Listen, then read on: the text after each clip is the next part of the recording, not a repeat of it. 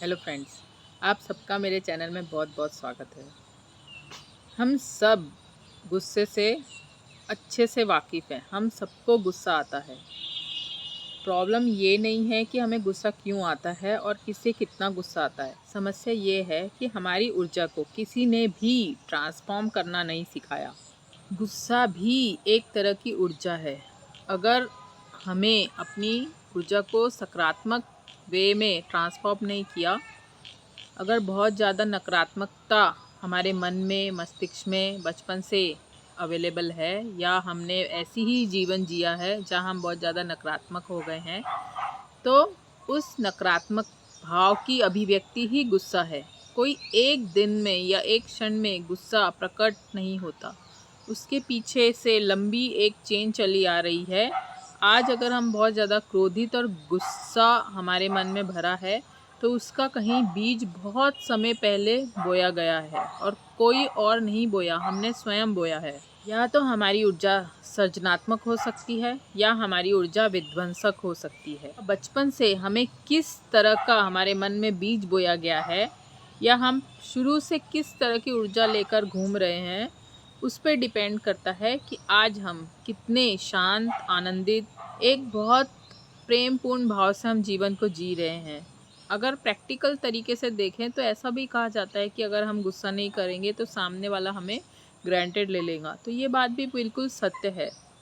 अगर आप सामने वाले की हर बात इग्नोर कर देंगे, अगर उससे कोई भी आपका नुकसान होता है, अगर आपने उस वक्त उसको जताया नहीं, तब भी आपको ग्रांटेड लोग लेने लग जाएंगे। लेकिन सबसे पहले ये समझ लेना बहुत ज़रूरी है कि इसका बीज कैसे पड़ा, कहाँ से ये चेन चली आ रही है, असल में गुस्से का कारण क्या है।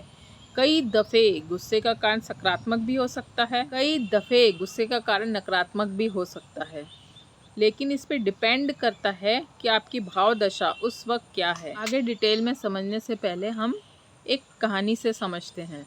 बुद्ध भगवान के समय की बात है। बुद्ध भगवान द्वार द्वार जाकर भिक्षा मांगते और उसी से अपना गुजारा करते थे। एक दफ़ा वह एक महिला के द्वार पर जाकर खड़े हो गए। तो अक्सर हम भी ऐसा ही करते हैं, कोई भी हमारे द्वार पर भीख मांगने आता है तो अब हम उसे हटा देते हैं, भगा देते हैं या बदतमीज़ी करते हैं। तो इसी तरह उस महिला ने बुद्ध भगवान को हटा दिया और कहा, आगे बढ़ो, तो आगे चलो। तो बुद्ध भगवान शांति से, प्रेम से वहाँ से आगे गुजर गए। सामने एक ब्राह्मण रहता था, उसने नोटिस किया कि आज ऐसा हुआ। फिर नेक्स्ट डे बुद्ध भगवान फिर से भिक्षा मांगने के लिए आ गए। बुद्ध भगवान दूसरे दिन फिर उसी स्त्री के घर भिक्षा मांगते हैं।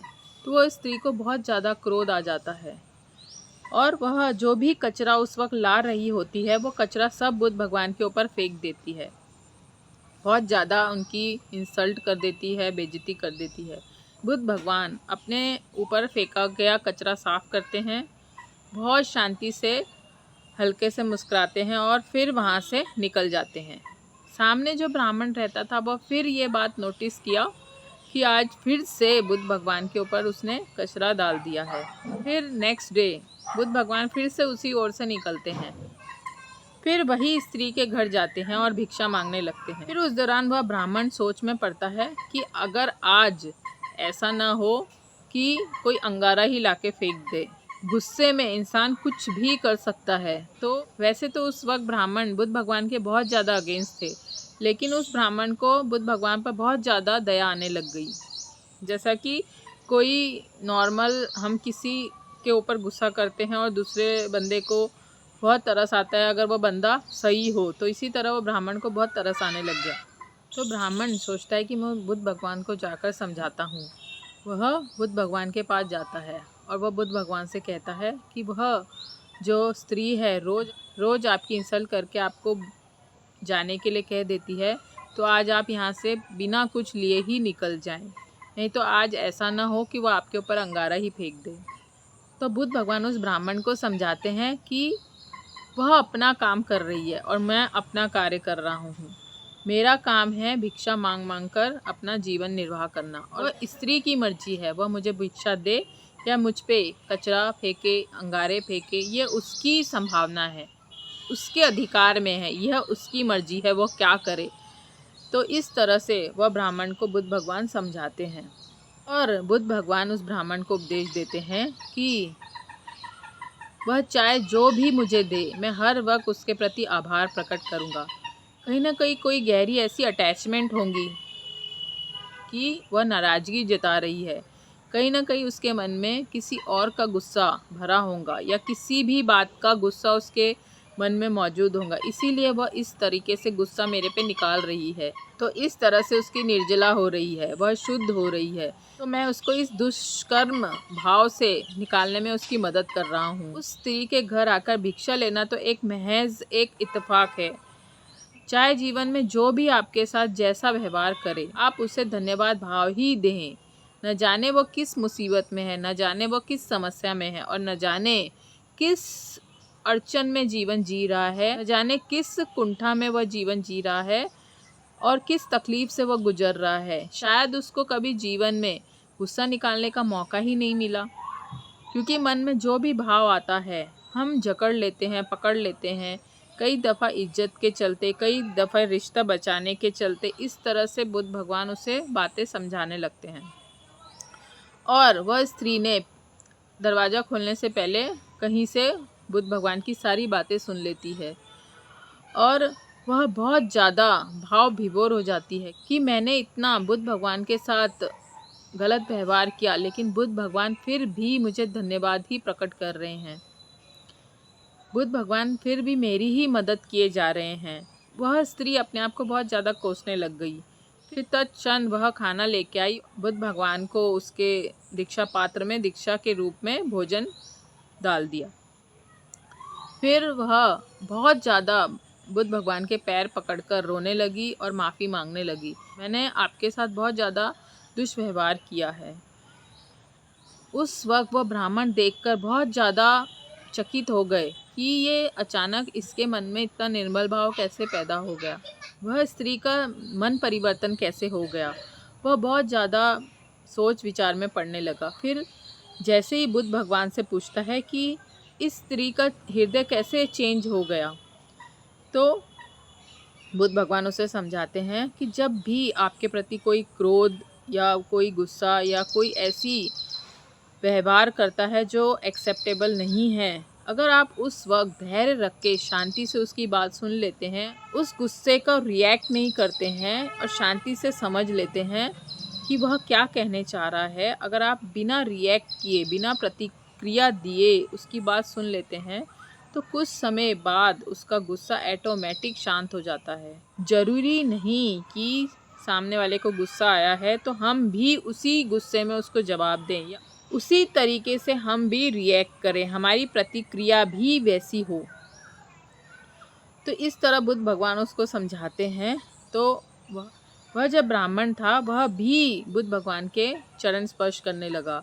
शांति और प्रेम की अनुभूति उसको महसूस हुई कि जीवन की समस्याओं को हल करने के कई तरीके के मार्ग हैं। अगर आपके सामने कोई बहुत ज़्यादा क्रोधित है, कोई अव्यवहार कर रहा है, तो ज़रूरी नहीं कि आप भी उसी तरह रिएक्ट करें। ये बात उसके जहन में बैठ जाती है। तो फिर वहाँ से बुद्ध भगवान गुजर जाते हैं। तो कहानी का यही मर्म है कि ज़रूरी नहीं सामने वाला जैसा करे हमें भी वैसा ही उसको रिप्लाई करना है, वैसा ही रिएक्ट करना है।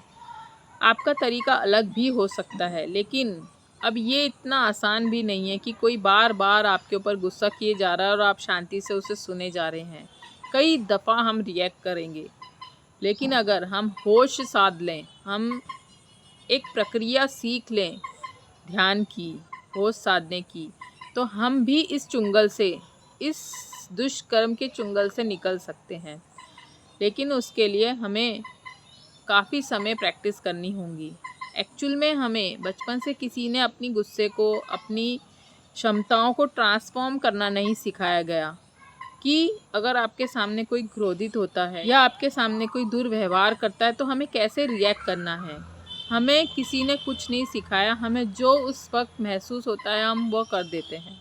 तो सबसे मेन बात यही है कि अपनी ऊर्जा को ट्रांसफॉर्म करें।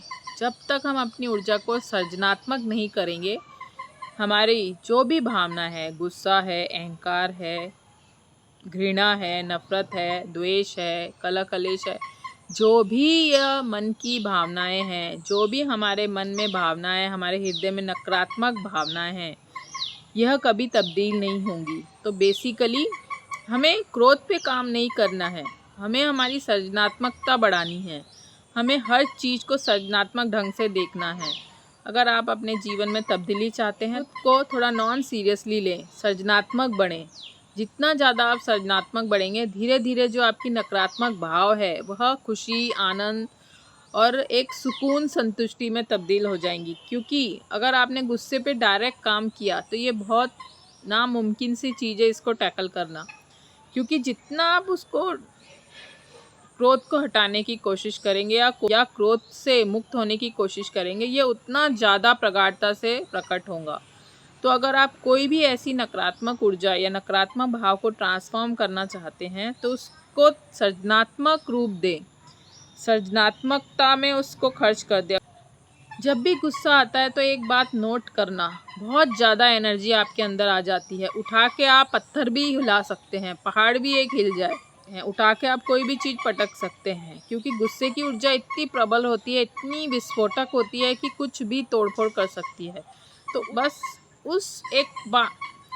उस पॉइंट को एक क्लिक करना है कि यहाँ से झट से आप दौड़ने चले जाएं, या इतने स्पीड में दौड़ें कि सारी ऊर्जा वहाँ खर्च हो जाए। फिर वापस आकर आपको रिप्लाई देना है या रिएक्ट करना है या आपको प्रतिक्रिया देना है। आप महसूस करेंगे कि गुस्से के वक्त जो आप रिएक्ट कर सकते थे और वह आप उस ऊर्जा को आप कहीं दौड़ कर या मेहनत वाला काम करके जब खर्च करके वापस आए, उस वक्त आप कैसा रिएक्ट कर सकते हैं।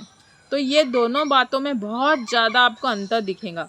गुस्से में उस वक्त आपके पास ऊर्जा और गहरी गुस्से वाली भावना, कोई दर्द या दुख रहता है जो दोनों मिलके कहीं तीसरे पे विस्फोट करना चाहता है या उलीचना चाहता है, बाहर निकालना चाहता है। तो उस वक्त क्षण भर के लिए रुक कर आप वहाँ से हट जाएं, कहीं बाहर चले जाएं या दौड़ के आ जाएं या फिर कूदने लग जाएं, सांसें बाहर फेंकने लग जाएं, जो से सांसें फेंकें।